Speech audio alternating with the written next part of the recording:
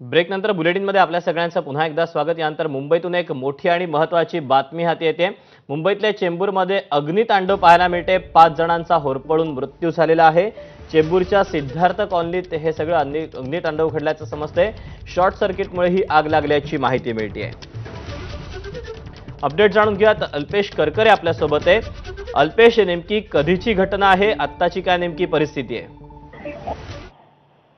Siddharth colony Chembur परिसरामध्ये पहाटे 5 वाजण्याच्या सुमारास एका घराला एका वायरिंग मध्ये आग लागल्यानंतर 5 जणांचा मृत्यू झालेला आहे।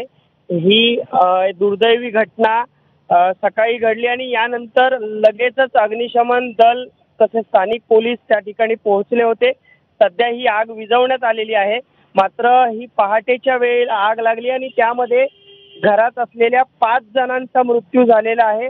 पालिकेने माहिती दिलेली आहे त्यानुसार पॅरिस गुप्ता, मंजू गुप्ता, अंकिता गुप्ता, प्रेम गुप्ता, नरेंद्र गुप्ता या एकाच घरातल्या 5 जणांचा मृत्यू या घटनेमध्ये झालेला आहे।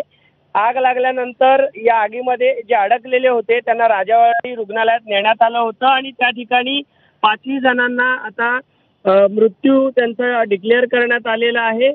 ही प्राथमिक माहितीनुसार इलेक्ट्रिकल वायरिंग मध्ये या ठिकाणी तांत्रिक बिघाड झाला, आग लागली आणि त्यामुळेच ही आग लागल्याची माहिती मिळते। सध्या पोलीस व अग्निशमन दल हे घटनास्थळी आहेत। ते अधिक या घटनेचा तपास करताना आपल्याला पाहायला मिळत आहेत। दीपक, अल्पेश, अग्निशमन दल असेल किंवा इतरही यंत्रणा असतील त्यांच्याकडनं